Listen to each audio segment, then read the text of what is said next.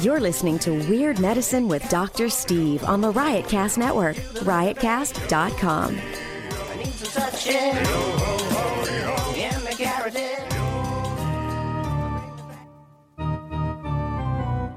I've got diphtheria crushing my esophagus. I've got Ebola vibes dripping from my nose. I've got the leprosy of the heart valve, exacerbating my incredible woes. I want to take my brain out and blast it with the wave, an ultrasonic, echographic, and a pulsating shave. I want a magic pill for all my ailments, the health equivalent of Citizen Kane.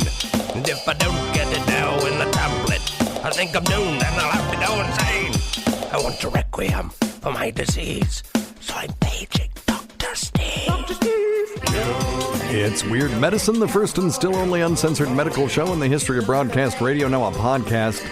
I'm Dr. Steve, and this is a show for people who would never listen to a medical show on the radio or the internet. If you've got a question that you're too embarrassed to take to your regular medical provider, if you can't find an answer anywhere else, give us a call at 347-766-4323. That's 347-POOHEAD. Follow us on Twitter at Weird Medicine.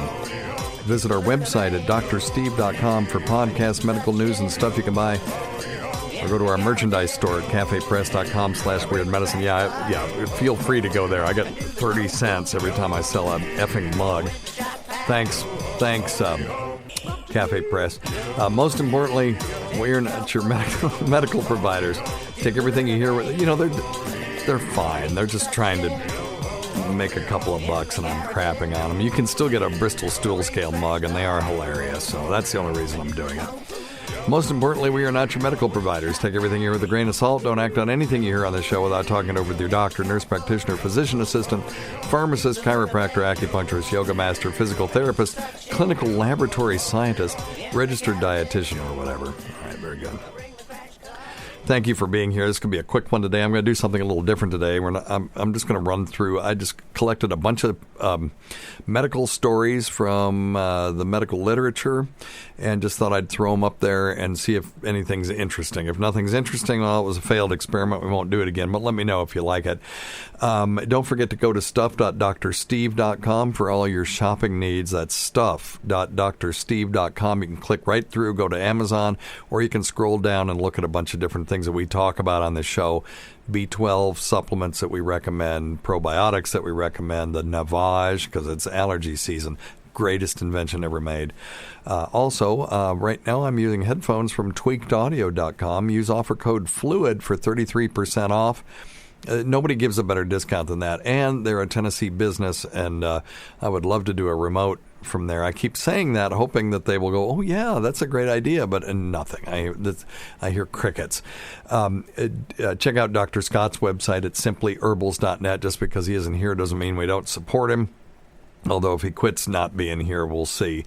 And I have confirmed Dr. Steve's rule that you gain an inch of penis length for every 35 pounds lost. Of course, this applies to, anatomic, people with penises. And I can confirm it. It's an absolutely, I've been saying it for 15 years because I discovered it in some damn medical journal somewhere and decided it was to call it my own. And absolutely true. I've never lost this much weight before, and I did it all with Noom. Noom.drsteve.com. If you go there, I love this app. It's not a diet. It's a psychology app. You will get a counselor and a group counselor, and you get this program that you go through that deals with all kinds of different things in your life. It's helped me in my real life, not just losing weight. I'm 5 pounds from my ideal body weight. I haven't been able to break that one, but I'm very happy with where I am, and that's something I'm working on with my Noom group, is how do I break down and get those last 5 pounds off. My body just likes to be where it is, and maybe that I just have to accept that, and that's cool. So, but within 5 pounds of my ideal body weight's best I've been since college. So Noom, NOOM.drsteve.com. You get 20% off. It's already less expensive than Weight Watchers, and you don't have to do it forever, and there's no points. You just do it for the time you need. There are people who do it for 3 months, and that's it. You could do 6. I did 6 months, and I'm happy I did, and I don't know if I'm going to continue or not. because I don't feel like I have to. I think I got it. I think it fixed me. Definitely fixed my relationship with food. And Noom, NOOM.drsteve.com, and 20% off, and you get the first 2 weeks free, so you can try it out. Now, you won't get a counselor, and you won't get group, and you won't get group counseling unless you decide to do the full program. But you can do the free 2-week program, no problem. Check that out. You can, we've done Blue Apron on this show, and I really like Blue Apron, still a fan. We've done some other things similar to that on the show. I've tried Tara's Kitchen, where they do the prep for you, and I found it to be a little overly complicated. But now I'm just so lazy, I'm doing Freshly. So Freshly is fresh prepared meals that make eating right really easy. They're all gluten-free and reasonably healthy. Well, they are very healthy. I sort mine by calories because I'm interested in my caloric intake. And, the things that are in the range that I like to eat are really tasty. And every week I get this one steak thing. It's steak and green beans and carrots and some sort of mashed potato thing. It's 480 calories, and it's really good. You just pop it in the microwave. Now, it's microwave food, okay? So it's for lazy people like me who want to eat decent. And you can get $40 off by going to freshly.drsteve.com. You get 6 dinners for $39 for 2 weeks. That's $20 off each week. And give it a try. Let me know what you think. If you don't like it, I get it. None of these things are for everybody. But I am lazy, and so 3 nights a week I don't have to cook anymore. And I got a new one. Here's one. And I know. Okay, I'm doing a show where I'm not taking any phone calls, and then I'm taking 20 minutes to do promos. I get it. I'm not Joe Rogan. I don't have the cachet to be able to do a prolonged ad like that and get away with it. So I apologize. I've just got some new stuff. Bet.drsteve.com. That's bet.drsteve.com. Takes you to Bet DSI. You can bet on sporting events and stuff. And, hell, I get on there every once in a while and play 3-card poker. They got a little, online casino thing. It's, I had no problem funding it. So it's not like the old days of online gambling. And, check it out. Bet.drsteve.com. Gets you some damn thing. You get something. I don't know what it is. But check it out. And my kid is going to kick your ass when it comes to pro basketball season. That's why I'm doing this. I told him, look, I'll fund your account, and you tell me what to bet, and I'll split the winnings with you. This kid is amazing. The shit that he knows about professional basketball. Never seen anybody ask him a question he didn't know the answer to. So I'm hoping that will help us. So I'm just doing this as an experiment just to see, and really being a shitty parent. And if you want archives to this godforsaken mess, go to premium.drsteve.com. Use offer code FLUID and get it for $1 a month, and you get access to all the archives. You could just go in and for $1 go in, download everything, and then quit. Now, the best way, I think, to listen to our show, if you don't already have a good setup with Stitcher or something like that, is to use the Weird Medicine app. It's a lot easier if you've got a premium subscription to listen there. You just go to the Google Play Store or to the iPhone App Store and download the Weird Medicine app, and then you can just put in your username and password for your premium subscription, and you can listen to anything anytime. All right, very good. Last time we talked about measles vaccine and Moogfest and Phonic Bloom. Don't forget the phonicbloom.com or geckologic.com for all those crazy synthesizers. My friend Mario from Ireland, who is not from Ireland. Hopefully he'll be able to stay there if the Brexit thing. I don't know how that works. I got to talk to him about that. But anyway, all right. Check out his stuff out. It's crazy. It's insane what he's making. Okay, let's do our first story then. Where are we? Okay. Ooh, okay, a synthetic version of CBD treats seizures in rats. Now, people will say to me, Dr. Steve, is CBD oil, does it work? And it's like, well, for what? What do you want to accomplish? Does it work to prevent or kill cancer? Doesn't seem like it. Does it work to prevent refractory seizures in children with Dravet syndrome? Absolutely. Really almost the drug of choice at this point. So this is a synthetic, non-intoxicating analog of cannabidiol, is effective in treating seizures in rats, according to research by chemists. Oh boy. Yeah, medical research done by PhD chemists, as always. There's never a problem there. The synthetic CBD alternative is easier to purify than the plant extract. That's awesome. And eliminates the need to use agricultural land for hemp cultivation. Although, hemp is okay. It returns oxygen to the atmosphere, and hemp itself is useful.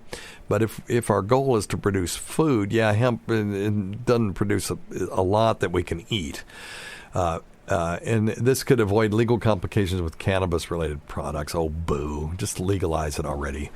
So this synthetic CBD alternative is easier to purify. Oh, I just said that. Okay. The work was recently published in the journal Scientific Reports.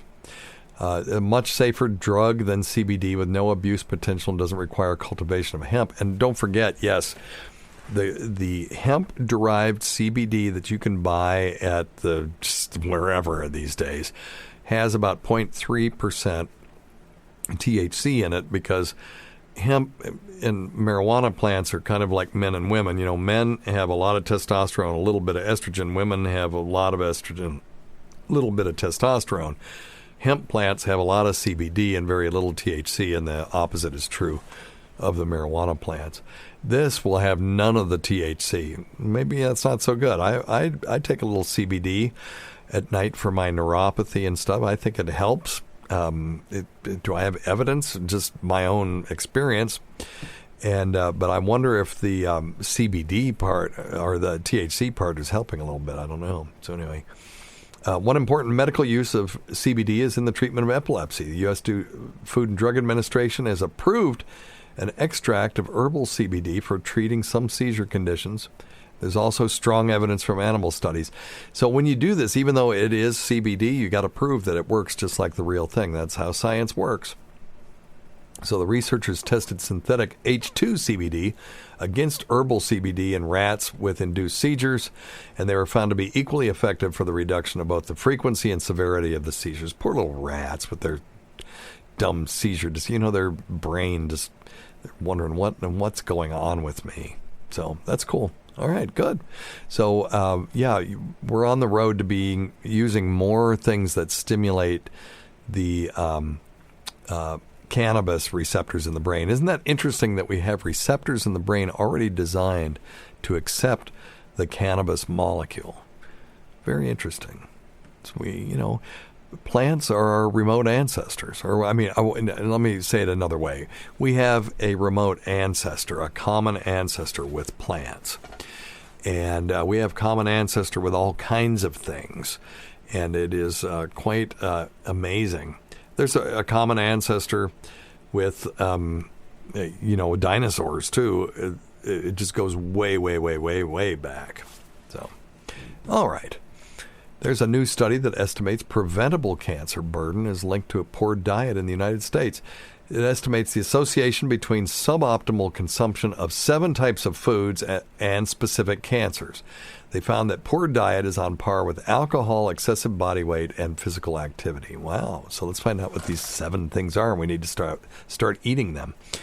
A new modeling study estimates the number, proportion, and type of specific cancers associated with the under- or overconsumption of foods and sugar-sweetened beverages. Yeah, can we just stop with why does everything we drink have to have some flavor in it? I mean, do we have to be constantly entertained with music everywhere we go? And does everything we drink have to have sugar in it? And look, the people out there that say, well, I only drink cane sugar. I don't drink that high fructose corn syrup stuff. You're not doing yourself any favors whatsoever. Let's bust this myth once and for all. Table sugar, sucrose, a.k.a. cane-derived sugar or beet-derived sugar, is a disaccharide. So there's two sugar molecules linked together through a chemical bond. One of those is glucose. The other one is, yep, you're right, fructose. Oh, shit. I had that pregnant pause and I didn't have it. There we go. Anyway. Okay, all right. That makes me feel better. So is fructose. So, by chemical composition, sucrose, or table sugar, a.k.a. cane sugar or beet-derived sugar, is 50% fructose. You know, so high fructose corn syrup should be a lot higher than that, right? Because it's high fructose. Well, it's only higher than 50%. So let's see how much. I bet we could ask Alexa this. Let's ask her. Alexa, how much fructose is in high fructose corn syrup? See if she can get it before I do. Here's something I found on WikiHow. To avoid high fructose corn syrup, try to eat fresh, whole foods instead of canned or frozen foods, which often contain high fructose corn syrup. Boo. Also, stick with plain foods whenever possible over sweetened versions with toppings and sauces since high fructose corn syrup. Alexa, stop. So she's just promulgating more malarkey. I used to fall into this idea that somehow high fructose corn syrup was more toxic than regular sugar. So here we go. The most common forms are high fructose corn syrup 42 and high fructose corn syrup 55, which contain 42% fructose or 55% fructose. Okay? Table sugar, again, is 50% fructose. So some of the stuff that's sold as high fructose corn syrup actually has less fructose in it than table sugar is. Give yourself a bill. I'm giving that to myself. So stop it. Just stop it. It's sugar. Sugar's the problem. No, you have no argument with me on that. Of course, in moderation. We got to have some glucose in our diet, and it's hard to not have fructose in your diet. So, some is okay, but drinking 20 sodas a day or what, it's insane. And high fructose corn syrup, no worse. And matter of fact, if you're worried about fructose, the high fructose corn syrup 42s, well, then that would be better for you, right? So come on, stop it. All right. Now you're making me mad. Okay. Okay, so let's get back to this. The study published today in JNCI Cancer Spectrum estimates diet-related factors may account for 80,000 of the new invasive cancer cases reported in 2015, or 5.2% of that year's total among U.S. adults. That's how much. If 80,000 cases is only 5%, that's insane. Let's see how many cases we actually have then. Alexa, what's 80,000 divided by 0.05? 80,000 divided by 0.05 is 1.6 million. Damn. 1.6 million cases, essay, of cancer every year in this country. Crazy, isn't it? This is comparable to the cancer burden associated with alcohol, which is 4 to 6%. Excessive body weight, meanwhile, is associated with 7 to 8% of the cancer burden. So just getting on noom.drsteve.com with me and getting that excess body weight off, you're going to reduce your risk of getting certain cancers. Physical inactivity is associated with 2 to 3%. So let's see what foods. The report notes there's convincing or probable evidence for low whole grain, low dairy, high processed meat, and high red meat consumption on colorectal cancer risk, low fruit and vegetable consumption on risk of cancer of the mouth, pharynx, and larynx. Now, I eat, an apple in the morning, and I eat a big salad at night or for lunch, and then I always eat a salad at night. So I'm getting my fruits and vegetables in. I'm not eating a whole lot of red meat anymore. I'm doing more chicken and fish and stuff like that just because I like it. But I do love a big old juicy hamburger every once in a while. high processed meat consumption on stomach cancer risk.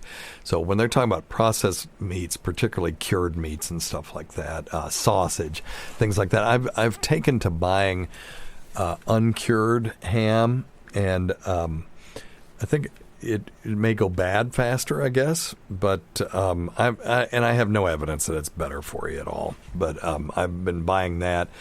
And, my kids like to eat a turkey sandwich or something, so I've just been getting the roasted stuff that's not got nitrates and nitrosamines and stuff in it. The researchers also included sugar-sweetened beverages in the study due to known associations between obesity and 13 types of cancer. So, these were their main findings. Colorectal cancer had the highest proportion of diet-related cases, with almost 40% of them associated with suboptimal diets. Damn. Low whole grain intake was associated with the largest number and proportion of new cancer cases, followed by low dairy intake. I'm not a big fan of dairy, but cheese is good, and yogurt's awesome, so let's eat some yogurt every day. The probiotic activity in yogurt is, if some of those bacteria survive to get to your gut, probably good for you. Here's the high processed meat intake. So if you're eating cold cuts every day, that's what they're really talking about. Or sausage and gravy every day. That's going to hit you on the obesity and the processed meat thing. Have it every once in a while. It's awesome.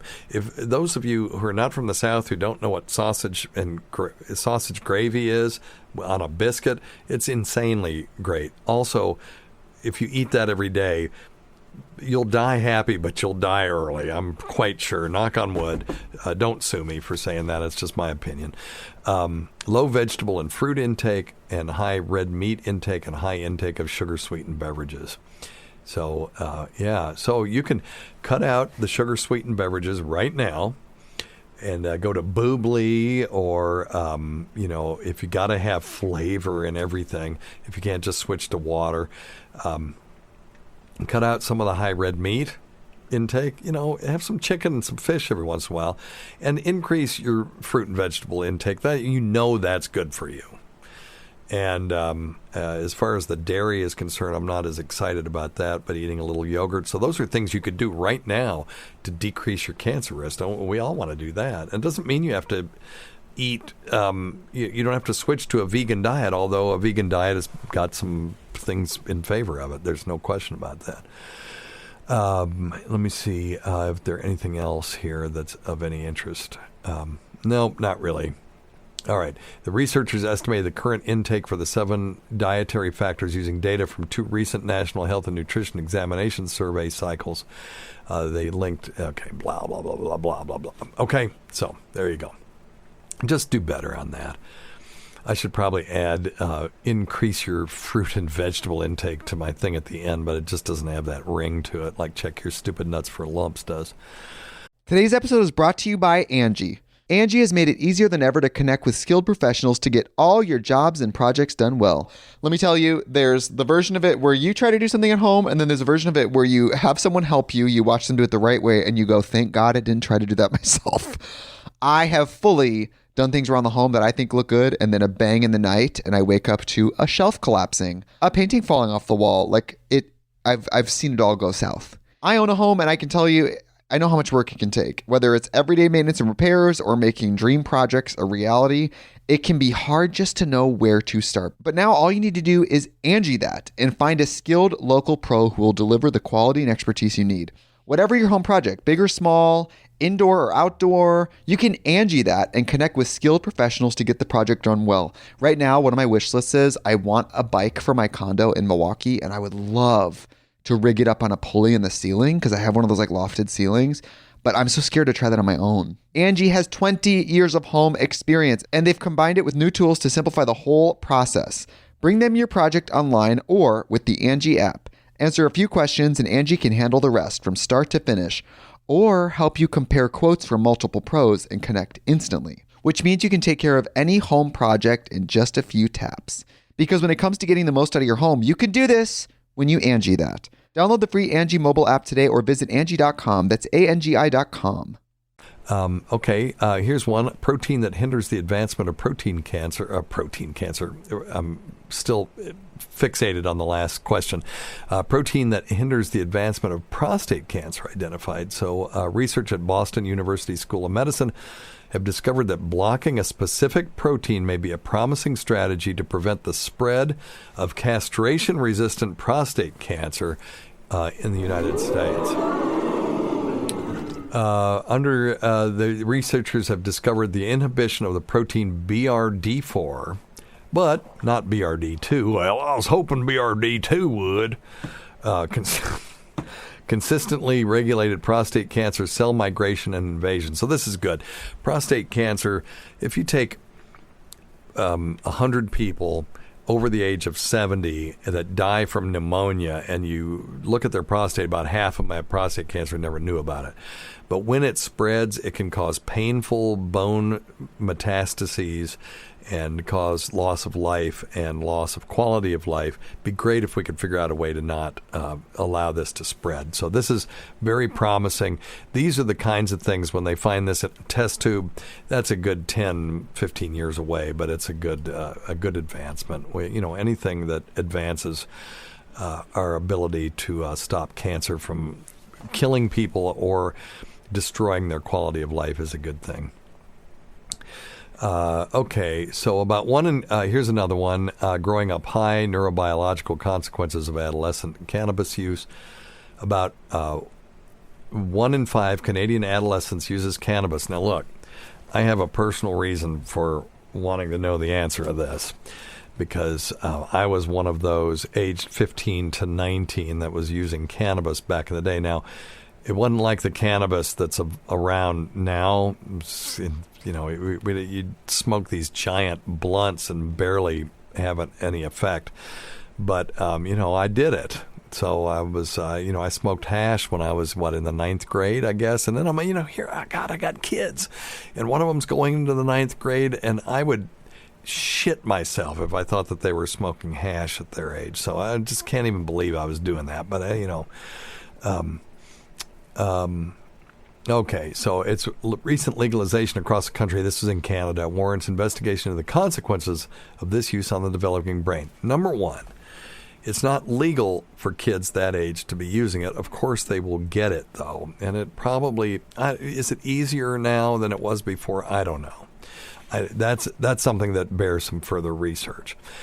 They say it's a highly vulnerable period for the development of the brain, as it represents a critical period wherein regulatory connection between higher order regions of the cortex and the emotional processing circuits deeper inside the brain are established. Basically, what they're saying is adolescents are emotional wrecks. It's a period of strong remodeling, making adolescents highly vulnerable, in their opinion, to drug-related developmental disturbances. I would like to see the evidence that that's true. I'm not saying it isn't. I would just like to see the evidence. They're making a statement there, but there's no reference to cite where they're getting that from. So they analyzed sex difference in cannabis response in the same samples of adolescents. Preliminary data indicates that cannabis use had a stronger effect on memory functions of male students than female students. Both sexes were, however, equally affected by cannabis on inhibitory control.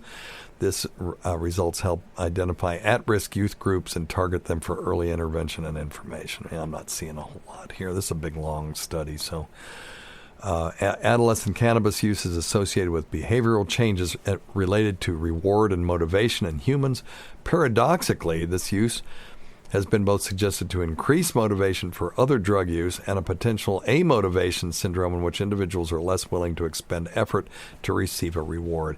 In other words, they don't know, they don't know. Okay. Yeah, this was just presented at a symposium. I don't even think it's been published.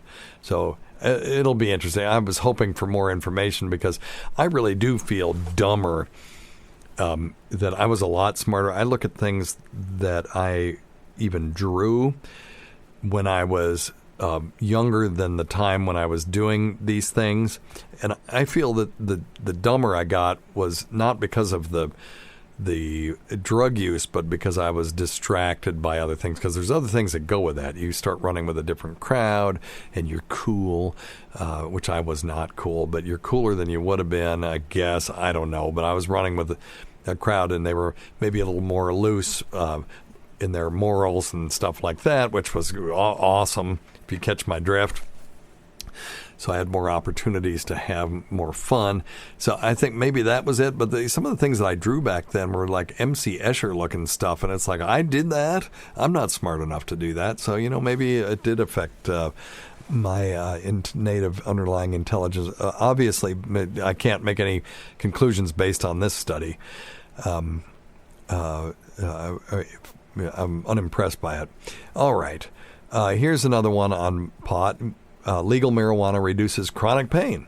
Awesome. But increases injuries in car accidents. So let's see. The legalization of recreational marijuana is associated with an increase in abuse, injury due to overdoses and car accidents, but does not significantly change healthcare use overall, according to a study by researchers at University of California in San Francisco.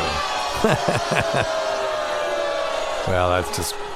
I'm sad that they found this. Let me see. In a review of 28 million hospital records from the 2 years before and after cannabis was legalized in Colorado, UCSF researchers found that Colorado hospital admissions for cannabis abuse increased. Oh, what kind of admission do you have for cannabis abuse in comparison to other states? That's what I don't understand. I'd like to know what these diagnoses were, because, look, sometimes people will come in and they have, I don't know what their syndrome is, and you try to dump on every diagnosis you can for a couple of reasons. It helps with billing, but it's also just being more complete. And if they're just looking for diagnosis codes for cannabis use on admitted people, of course you're going to have more in a state where it's more legal. They could have come in with a myocardial infarction, and you get the history that they're a cannabis user, and you throw it in. Now that diagnosis is going to be on there, and if you had next to none before, and now you've got some, then the percentage increase is going to be huge, right? So, if you're dividing by near zero, that number is going to be large. So I would really like to know what possible hospital admission for cannabis abuse they had. And I'm betting you they're just looking at diagnosis codes with cannabis use as one of the diagnosis codes. Let me see. There was no appreciable increase after recreational cannabis was... Okay, it says taking the totality of all hospital admissions and time spent in hospitals into account, there was not an appreciable increase after recreational cannabis was legalized.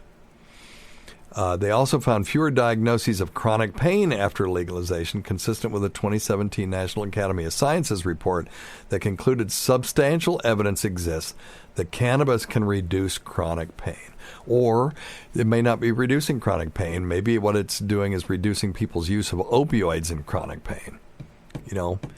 These journalists, I'm telling you, this stuff is kind of irritating, because you can see a lot of different ways that they could be wrong about this. But anyway, let me see. The researchers found after legalization, Colorado experienced a 10% increase in motor vehicle accidents, as well as a 5% increase in alcohol abuse and overdoses that resulting in injury or death. Now, correlation is not causation. So the 5% increase in alcohol abuse and overdoses that resulted in injury or death, I don't know what the increase in population of people was during that period in people that wanted to go to Colorado because they've got legalized drugs. Could that have been a factor? I'd like to see all these factors teased out. But they saw a 5% decrease in hospital admissions for chronic pain. So there is some correlation between the after legalization, the increase in motor vehicle accidents. I'd like to see a study on causation. So that's interesting, very interesting. Most of the people I know that smoke pot don't get out and drive. So I'm very curious how this is happening. But, okay, if they do get out and drive, they're dumbasses, no question about it. All right, let's skip that one. Let's look at one more pot study. Insights on marijuana and opioid use in people with cancer. A new study reveals many people with cancer use marijuana No kidding, because it should be legal. And rates of use in the U.S. have increased over time. Published early online in Cancer, a peer-reviewed journal of the American Cancer Society. The study also found patients with cancer. Well, this is interesting. The patients with cancer are more likely to use prescription opioids than adults without cancer. Well, yeah, it's called cancer pain.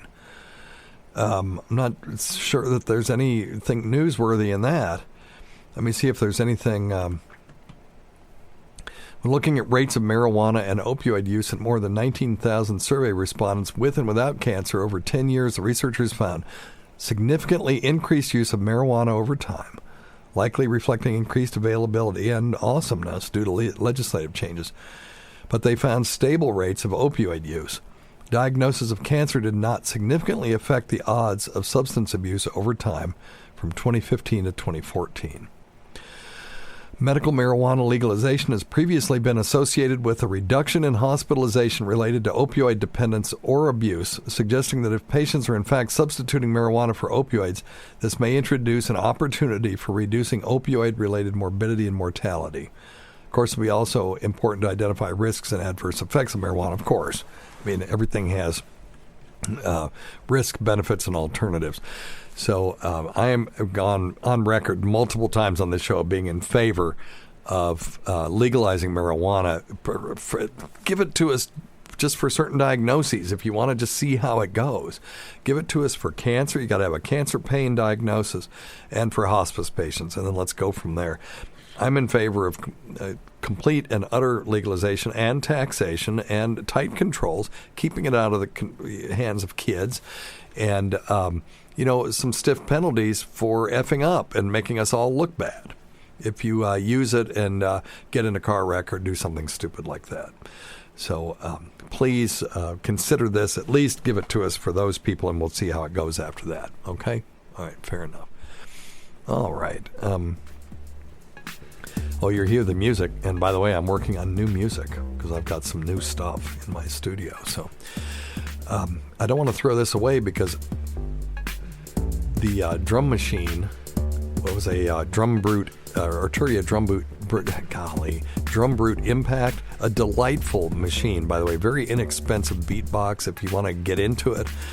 I just sold mine on Reverb, and it was really lots of fun, but I don't need it anymore, and so I don't have any more drum machines because I've replaced them all with software. But if you're interested, I highly recommend the Arturia Drum Brute Impact as an inexpensive beatbox, particularly if you've never played with drum machines before.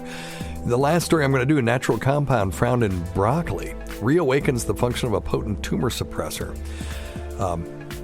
Long associated with decreased risk of cancer, broccoli and other cruciferous vegetables, and that's a family of plants that also includes cauliflower, cabbage, and collard greens and Brussels sprouts, all the things kids hate. But I'm eating so much cauliflower these days, I'm going to turn into a big old cauliflower, mainly because I'm eating riced cauliflower instead of eating rice. And Chinese food and other foods that you normally put on rice and Cajun food, stuff like that, over cauliflower rice, awesome. And you're not getting so many carbs, and you're getting your cruciferous vegetables in. They contain a molecule that inactivates a gene known to play a role in a variety of human cancers. And in a new paper published today in Science, researchers led by Pier Paolo Pandolfi, molto bene, amico, it demonstrates that targeting the gene known as WWP1 with the ingredient found in broccoli suppressed tumor growth in cancer-prone lab animals. So again, those damn lab animals get access to all the cool stuff first. And but this will come out. There's no downside to eating more broccoli and cauliflower if you're concerned about getting your cancer risk under control. It's all about mitigating risk. None of this stuff will guarantee anything, but let's mitigate our risk. Don't smoke, and eat plenty of fruits and vegetables. Be active. Hit your ideal body weight. All those things. So thanks go to you all for listening to this. We can't forget Rob Sprance, Bob Kelly, Greg Hughes, Anthony Cumia, Jim Norton, Travis Teff, Lewis Johnson, Paul Ovcharsky, Eric Nagel, Roland Campos, Sam Roberts, Pat Duffy, Dennis Falcone, Ron Bennington, Fizz Watley, who's early support of this show has never gone unappreciated. Listen to our Sirius XM show on the Faction Talk channel, Sirius XM channel 103, Saturdays at 8 p.m. Eastern, Sundays at 5, and other times at Jim McClure's pleasure. And many thanks to you all whose voicemail and topic ideas make this job very easy. Until next time, check your stupid nuts for lumps, quit smoking, get off your asses, get some exercise. We'll see you in 1 week for the next edition of Weird Medicine. Well, that sort of ended with a whimper rather than a bang, didn't it?